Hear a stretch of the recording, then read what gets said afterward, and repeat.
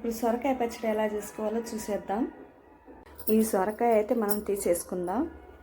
ఈ సొరకాయ మనం సన్నగా ముక్కలు కోసేసుకుందాం. ఇప్పుడు అయితే ఇలా మధ్యలో కోసేసుకుంటున్నాను.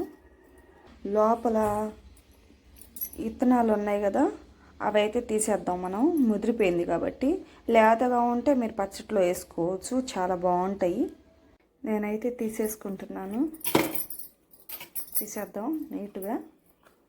ముక్కలు అయితే మనం కోసేసుకున్నాము.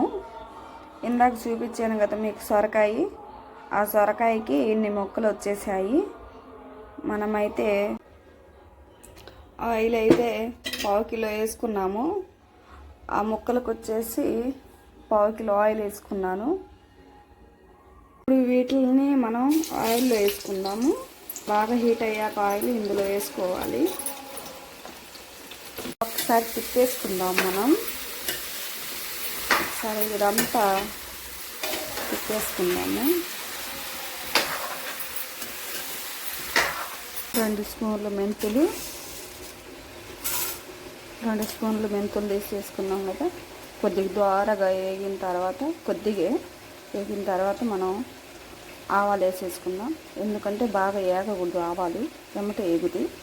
ఇవైతే కొద్దిగా టైం పట్టుద్ది, అందుకని కొద్దిగా వేగాక ఆవాలు వేసేసుకుందాము.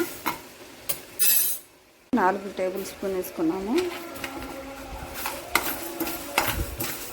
ఇప్పుడు కొంచెం తిప్పాక అయిపోయింది. దోరగా వేయాలి. ఆవాలు ఎక్కువ వేయకపోయినా పర్వాలేదు. కమలాకాయ సైజ్ అంతా చింతపండు మనం ఇందులో వేసేద్దాం. మీకు సైజ్ చూపించడానికి కమలాకాయ సైజ్ అంతా చెప్పాను. ఉండగా చేసి విడగొట్టుకొని ఇలా వేసేసుకుందాము. ఇలా వేసేసుకున్నాక ఒకసారి కలుపుకుందాము. వంట వచ్చేసి కలిపేద్దాం. నీలకడి ఎక్కడా లేకుండా నేను ముందుగానే సొరకాయ అనేది చెక్కు తీసి కడిగి నీట్గా కొద్దిసేపు తుడిచేసి అలాగే ఉంచేసాను. గాలికి తడి అనేది ఉండదు ఎక్కడ. సొరకాయ అనేది మనం కడిగి ఈ నీరు చూసారా, ఈ నీరు అనేది అంతా పోవాలి. పోయేదాకా వేగాలి బాగా.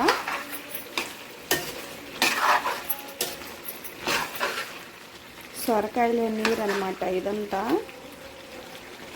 మెంతు పిండి, ఆవు పిండి మిక్సీ జార్లో వేసుకున్నాను. బాగా మెత్తగా చేసుకోవాలి. అడుగంటుతుంది అంటే ఇంక అయిపోవచ్చింది. మనం తిప్పుతూ ఉండాలి. నీరు అనేది పోయి అడుగంటకుండా చూసుకోవాలి.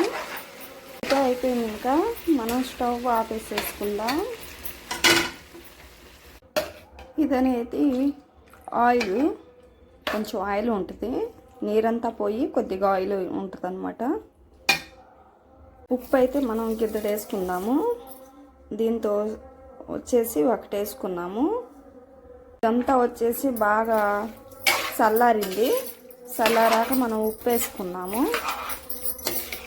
ఉప్పు వేసుకున్న తర్వాత కలిపేసుకున్నాము. ఇదంతా మిక్సీ జార్లో వేసేసుకున్నాం. మనం దీన్ని అయితే మిక్సీకి వేసుకున్నాం కదా. ఇదిగో ఇలా వచ్చేసింది. కొంచెం పలుగ్గా, మరీ మెత్తగా కాకుండా ఇలా వేసేసుకోవాలి. ఇందాక మెంతు పిండి, ఆవు పిండి మిక్సీ జార్లో వేసుకున్నాం కదా, అది వేసేసుకుందాము. అలాగే కారం కూడా వేసేసుకుందాము. ఉప్పు దేంతో అయితే తీసుకున్నామో దాంతోనే కారం తీసుకున్నాను. ఒకసారి కలిపేసుకుందాము. ఇదంతా కలిపేసుకున్నాం కదా. ఇదంతా కలిపేసుకున్నాక పక్కన పెట్టేద్దాం. 1/2 కిలో ఆయిల్ తీసేసుకుందాము. జీలకర్ర, అలాగే ఆవాలు, మెంతిగుండ్లు, వేసేసుకున్నాం కదా, మిర్చి వేసుకుంటున్నాం, ఎండుమిర్చి. ఒక్కసారి ఇది కలిపేద్దాము. బాగా చల్లార్చాక ఇలా కలుపుకోవాలి, పోసేసి కలుపుకోవాలి ఇలా చిన్నగా. అసలు ఎంత బాగుందో చూడండి. నిలవ ఉండాలంటే ఇలాగే చేసేసుకోవాలి. మీరు తప్పకుండా ట్రై చేయాలి. పచ్చడి అయితే రెడీ అయిపోయింది. అబ్బాయి ఎంత బాగుందో కదా, నాకే చూస్తుంటే నోరు ఊరిపోతుంది. ఇదేంటా ఈ అక్క అయితే నోరు ఊరిస్తుంది అని అనుకుంటున్నారా? పచ్చడి అయితే రెడీ అయిపోయింది. ఇలాగే మీరు కూడా ట్రై చేస్తారని అనుకుంటున్నాను. ట్రై చేయండి.